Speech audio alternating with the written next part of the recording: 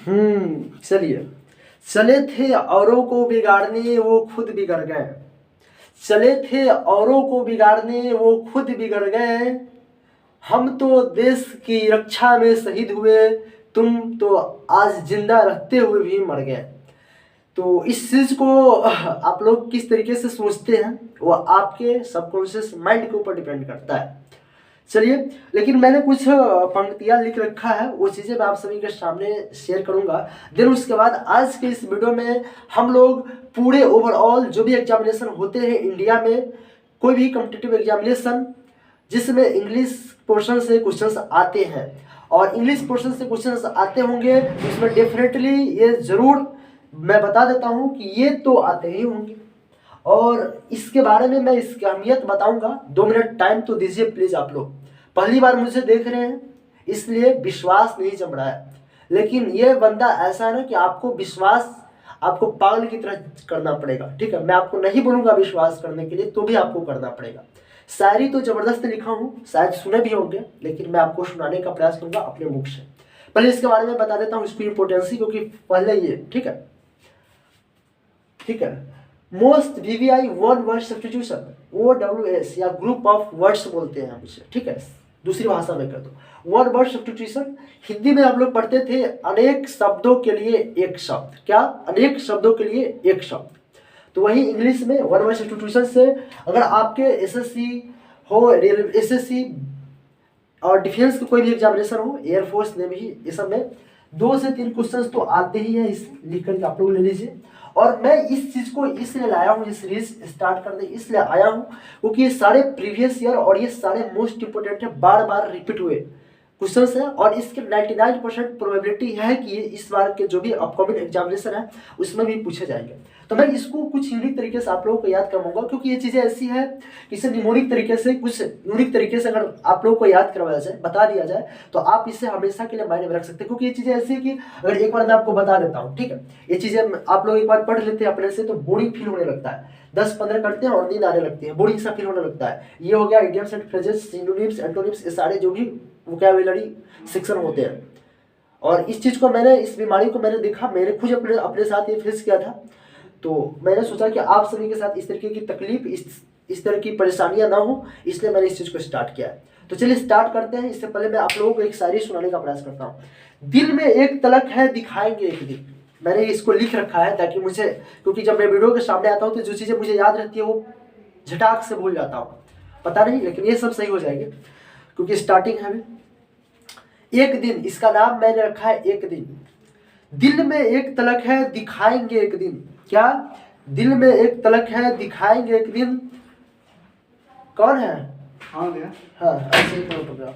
हाँ, कोई बात नहीं है, चलिए कोई बात नहीं है। हाँ बैठिए। हम भी कुछ बनकर दिखाएंगे एक दिन।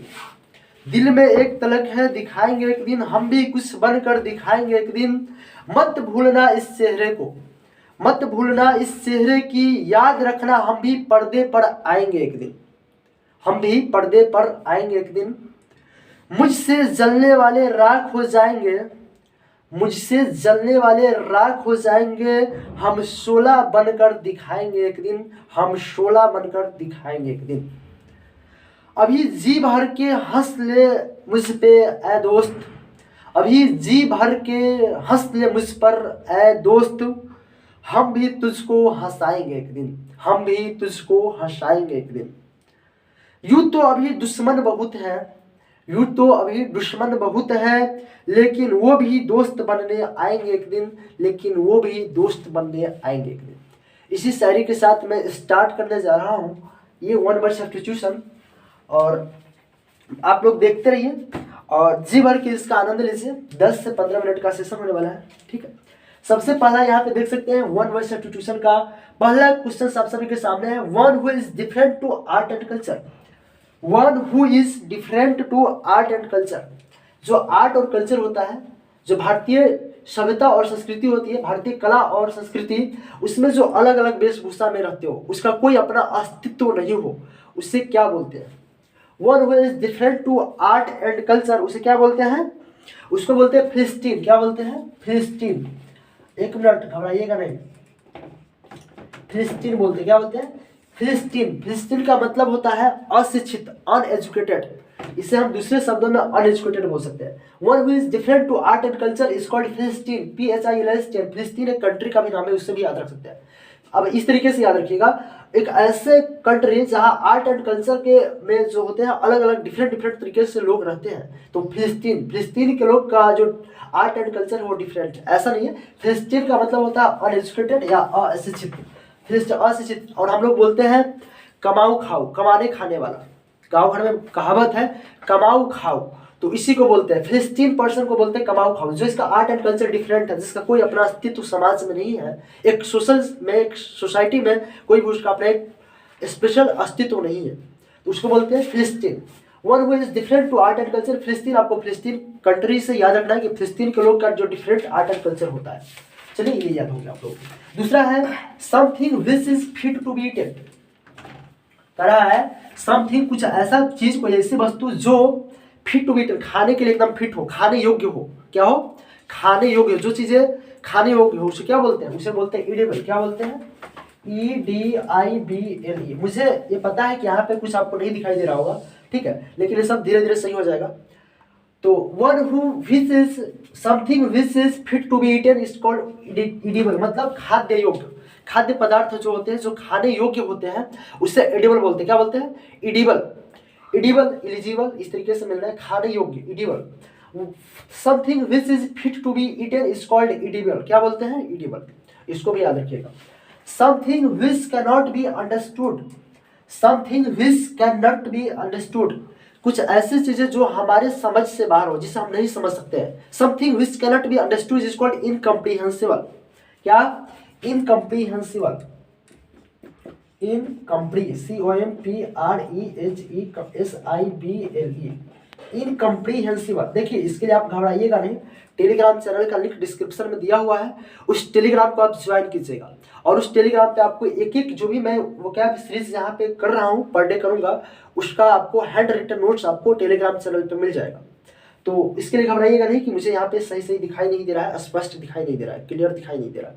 मैं इसको भेज दूंगा, आप मेरी बातों को सुनिए और इसको निमोनिक तरीके से याद रखने का प्रयास कीजिए, अपने सबकॉन्शियस माइंड में इसे फिट करने का प्रयास कीजिए।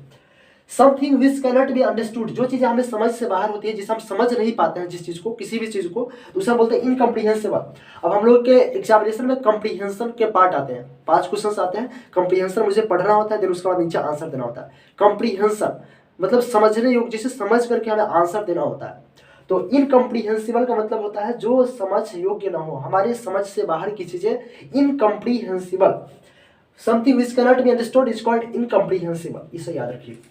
फोर्थ है मेरा one who helps a person in need. One who helps a person in need, जो इंसान की को मदद करता है, उसे क्या बोलते हैं?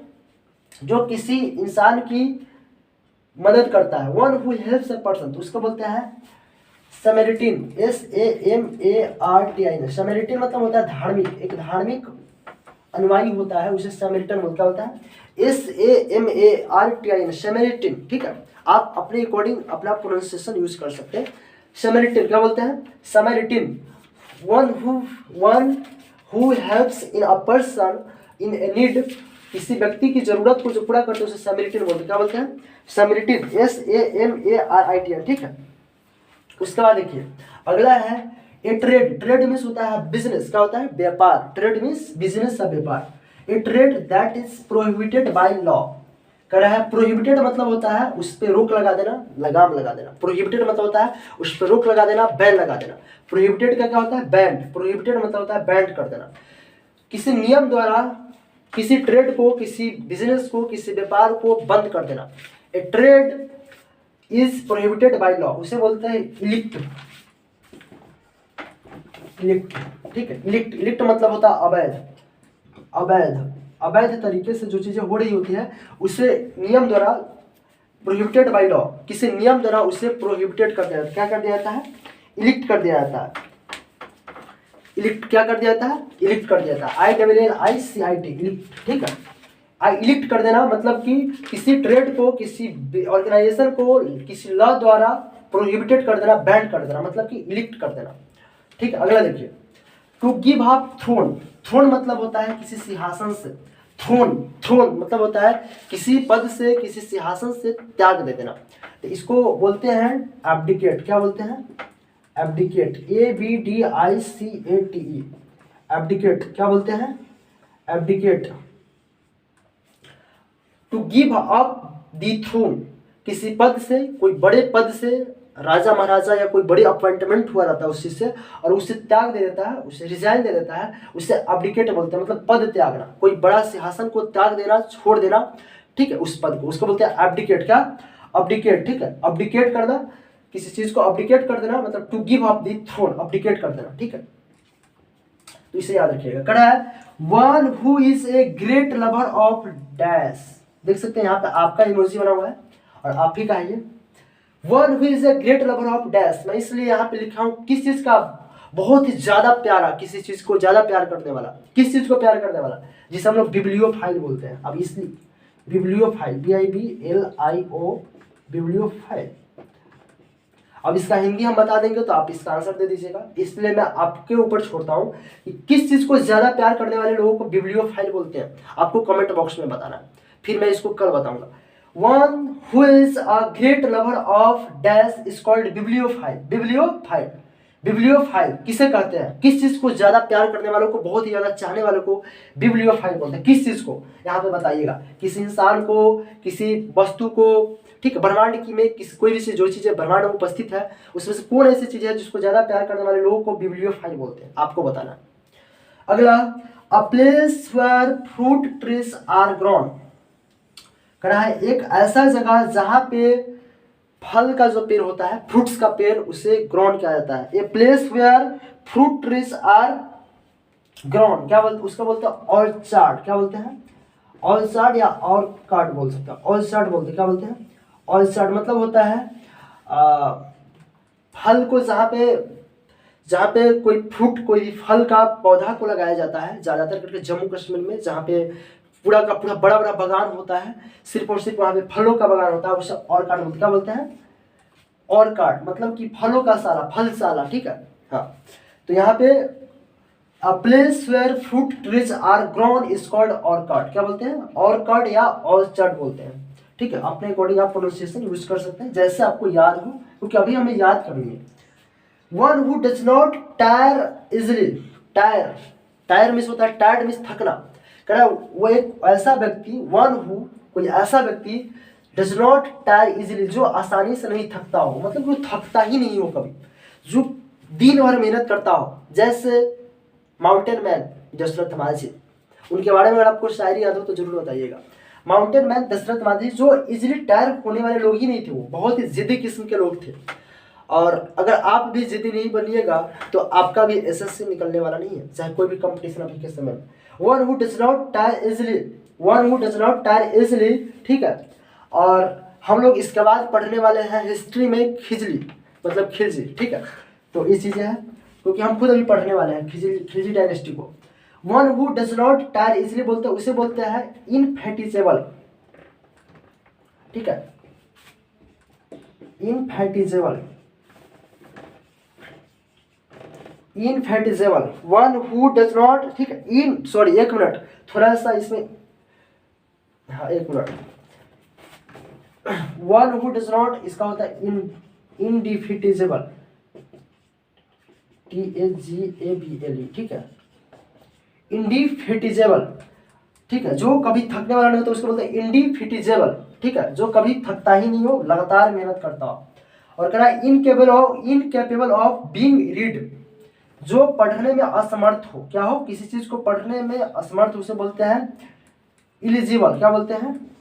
ILLEGIBLE, इलिजिबल मतलब होता है जो पढ़ने में असमर्थ हो, क्या हो, incapable of being read, incapable of being read, किसी चीज को पढ़ने में असमर्थ होना, उसे नहीं पढ़ पाना, उसको बोलते हैं इलिजिबल। क्या बोलते हैं? इलिजिबल।